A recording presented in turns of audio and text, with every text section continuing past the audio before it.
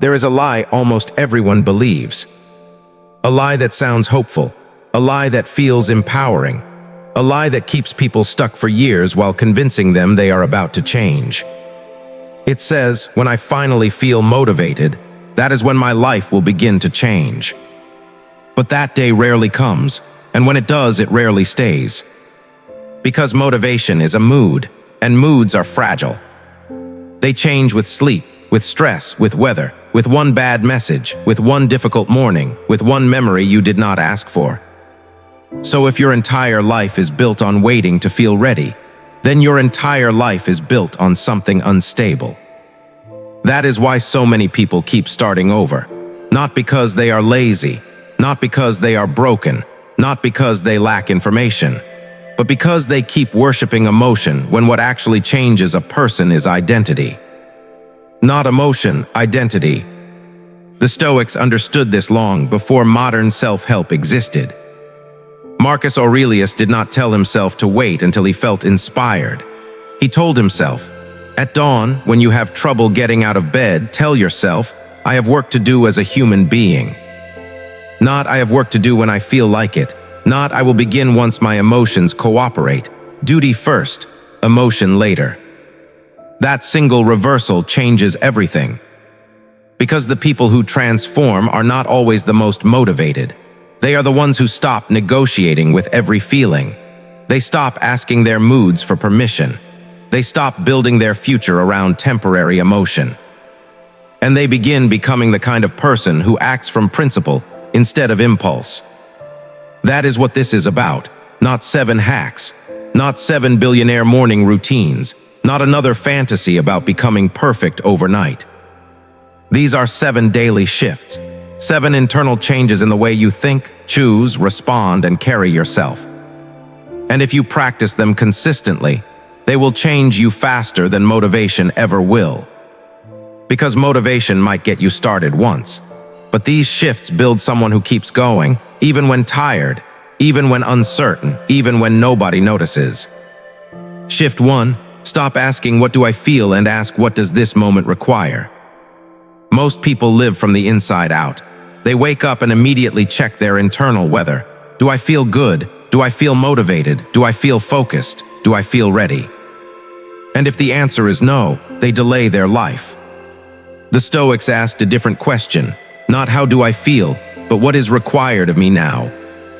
That question is power, because feelings make you passive, requirement makes you responsible. Imagine your room is a mess, your mind is scattered, there is work waiting. Promises you made to yourself are already beginning to rot, and your brain says, I am overwhelmed, I will do it later. But if you stop and ask, what does this moment require, everything gets simpler. Maybe this moment does not require that you fix your entire life. Maybe it only requires that you stand up, make the bed, drink the water, take the walk, answer the message, open the document, turn off the noise, begin. That is how lives change, not through giant emotional breakthroughs, through meeting the moment properly.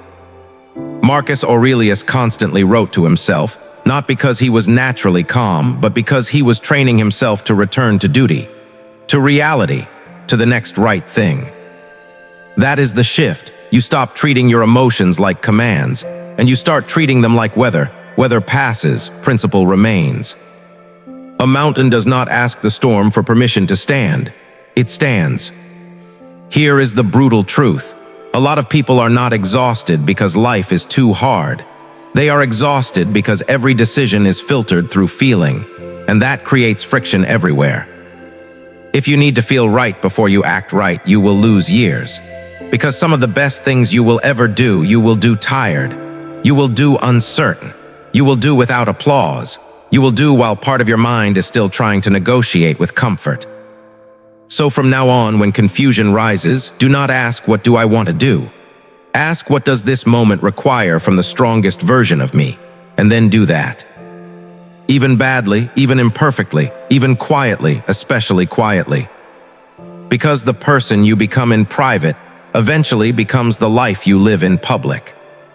Shift 2, when the first hour before the world touches your mind. There is a moment every morning that quietly decides the direction of your day.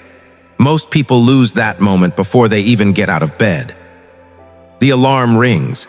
Their hand reaches for the phone, a notification, then another, a message, a headline, an email, a video, a comparison, a problem. And before they have formed one independent thought, their mind already belongs to the world. Think about how strange that is. You wake up with a completely new day, a blank page, and the first thing you do is let strangers begin writing on it. The Stoics would have considered that a dangerous form of slavery, because freedom does not begin with where you live. It begins with what governs your attention. Marcus Aurelius did not begin his mornings by asking, "What does the world want from me today?" He first reminded himself who he intended to be: disciplined, just, patient, courageous, character before circumstance. But now most people do the opposite.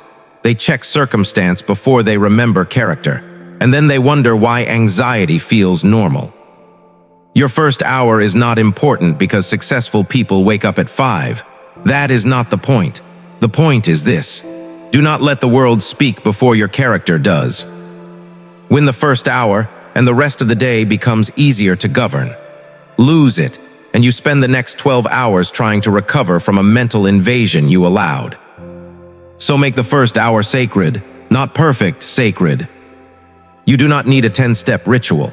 You need one act of self-possession. Sit in silence, stretch, walk, read one page of wisdom, write one page in a journal, drink your coffee without scrolling, stand outside and look at the morning sky, pray, breathe. Do something that reminds you your mind belongs to you before it belongs to the world.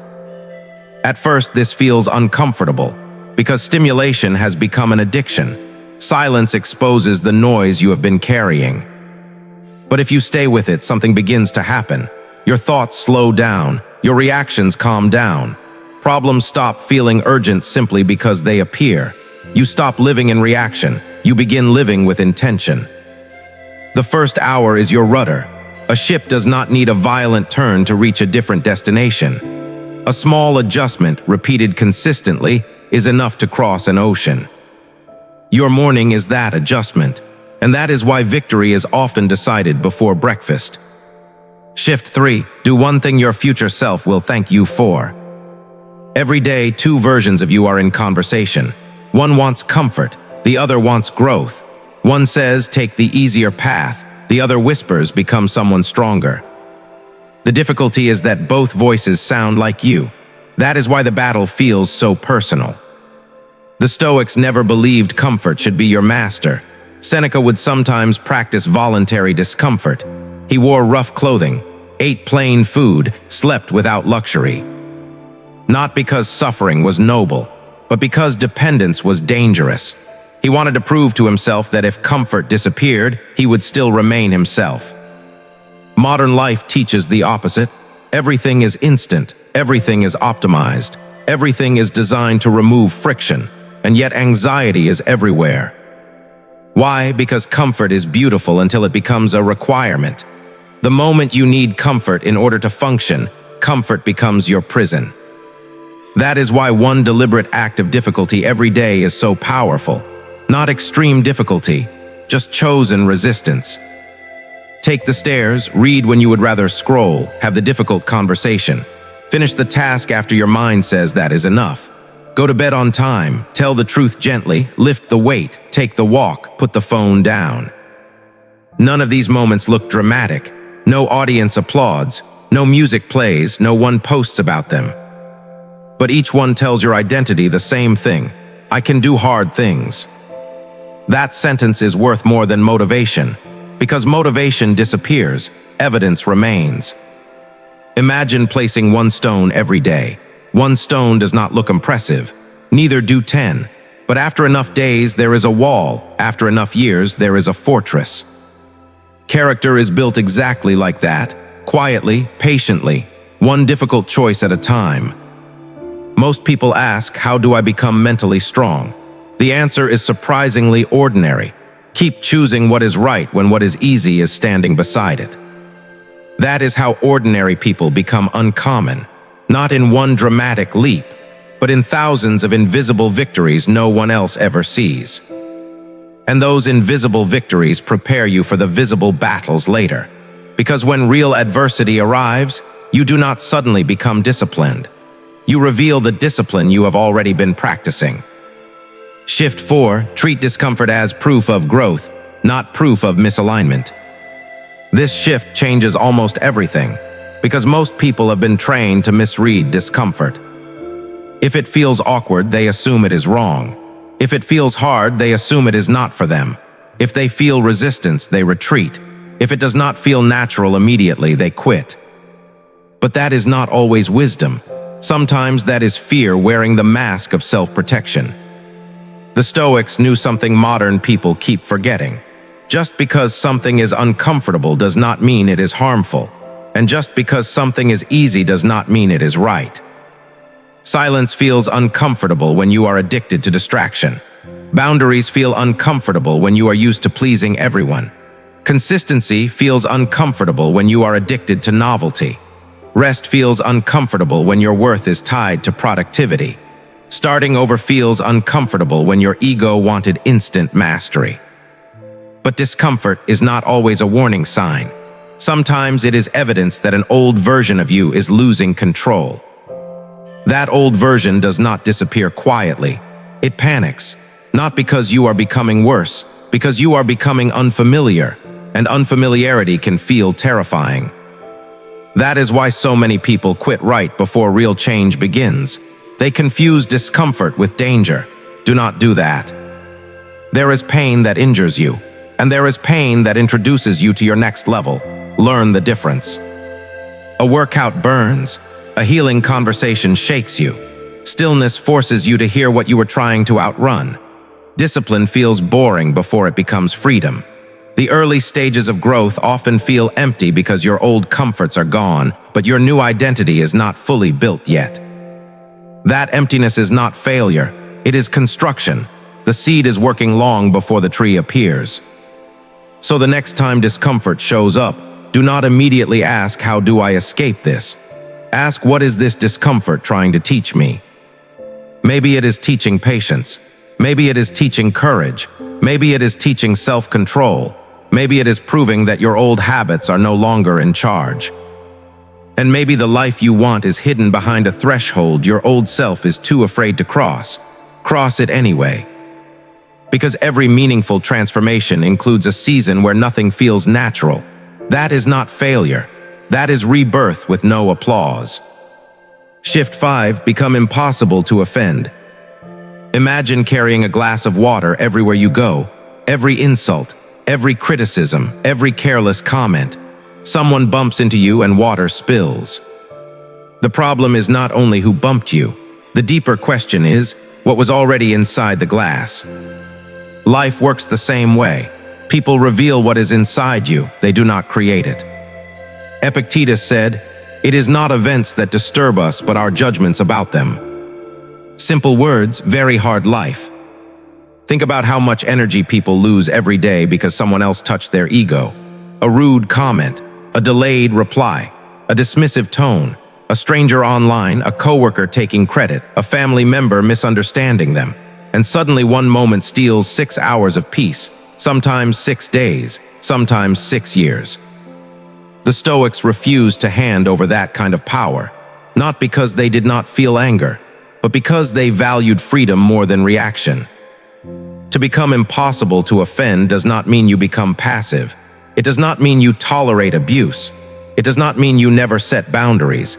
It does not mean you stop caring about truth. It means you stop allowing every external disturbance to gain immediate access to your inner world. You choose what deserves entry. That is strength. Marcus Aurelius reminded himself, "You have power over your mind, not outside events." Notice what he did not say. He did not say criticism disappears. He did not say people become fair. He did not say the world becomes gentle. He said your mind remains yours. That is where dignity begins. The next time someone provokes you, pause before responding and ask, is this worth surrendering my peace? Most of the time, the answer will humble you, because peace is expensive. Do not trade it for cheap opinions. Trying to correct every misunderstanding is like trying to calm every wave in the ocean. You will spend your entire life exhausted. Instead, become the lighthouse. The wind continues, the waves continue, the storm continues, but the lighthouse remains where it belongs, steady, clear, unmoved. That is not emotional suppression. It is emotional mastery, and emotional mastery will change your life much faster than motivation ever will.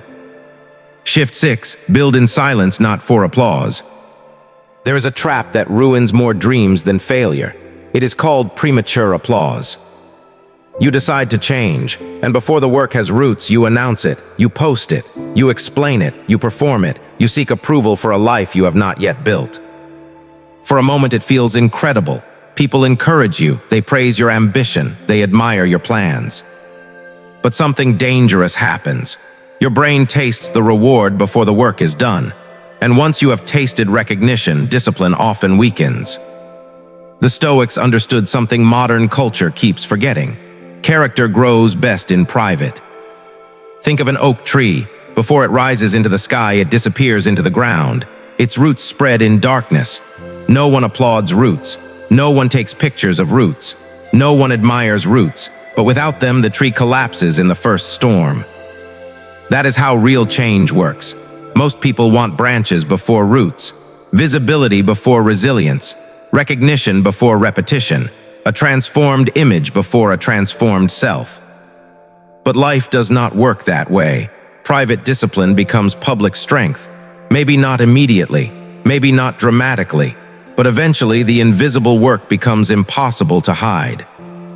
Ask yourself honestly, how much time have you spent talking about the life you want compared to quietly building it?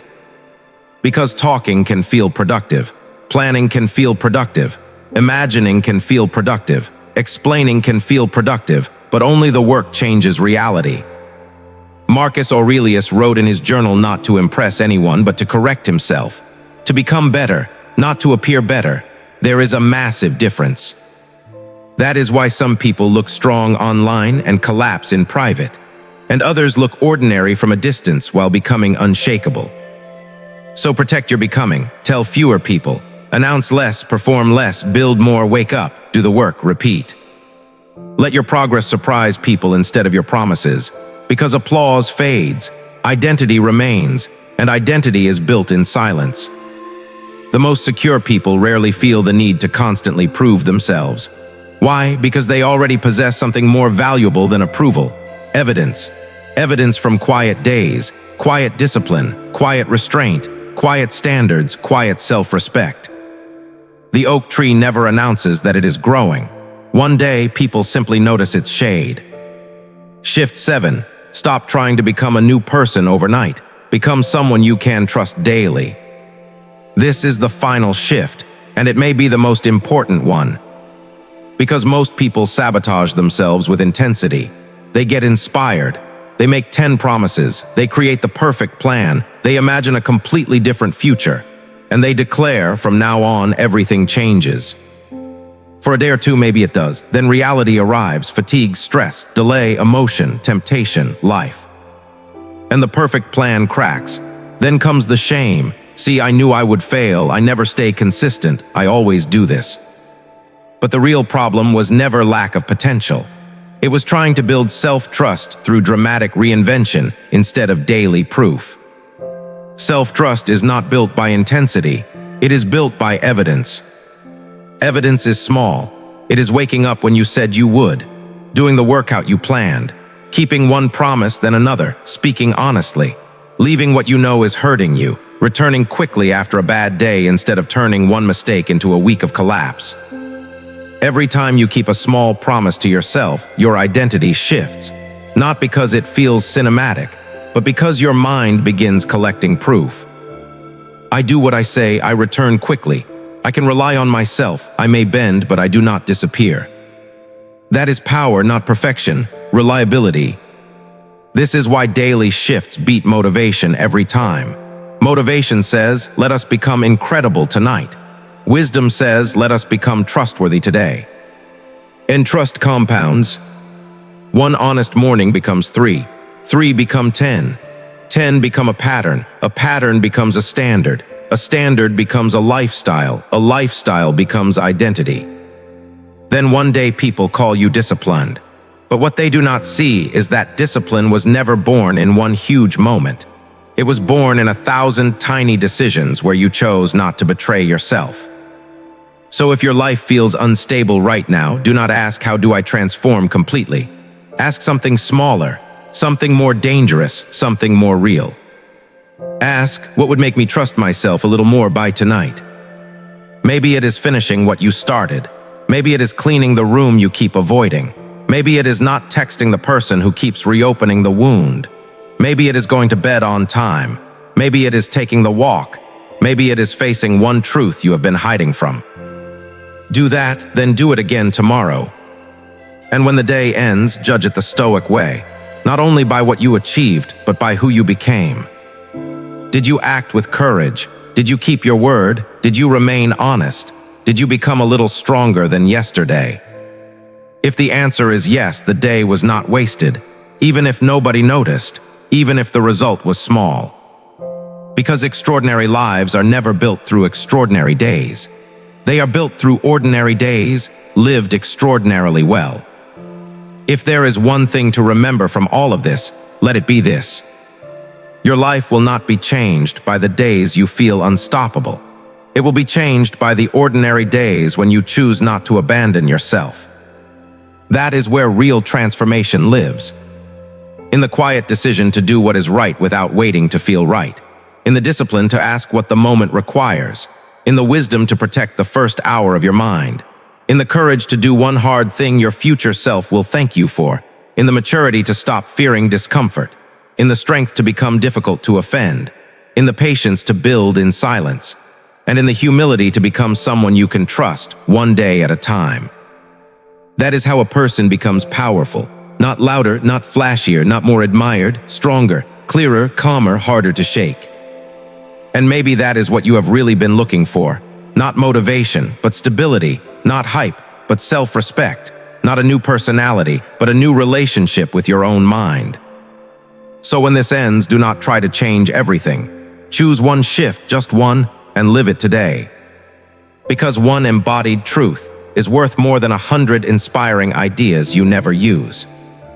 And if you do this long enough, one day you will look back and realize something extraordinary. You did not suddenly become stronger. You quietly became someone who no longer needed motivation to do what mattered. That is real freedom. A disciplined life is built one quiet decision at a time.